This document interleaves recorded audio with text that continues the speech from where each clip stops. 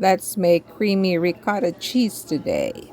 I'm squeezing one lemon juice so I can get 1/3 cup. Then set it aside. Then 1/4 cup of white vinegar. I have 4.5 cups of whole milk. Use whole milk that doesn't say UHT or ultra high temperature. Then warm this in the stove for 185 degrees. Once you reach the temperature, add your vinegar and lemon juice.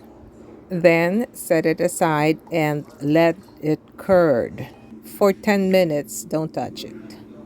Then after that, you see it's curding now, and the whey is separating from the curds. Now it's time for us to strain. I put cheesecloth over the colander. Then pour your mixture so that all the whey will be separated from the curds. Let it drain, but not too much. And then once all the wheys are removed, place them in the bowl, and then there you go. You have your creamy ricotta cheese.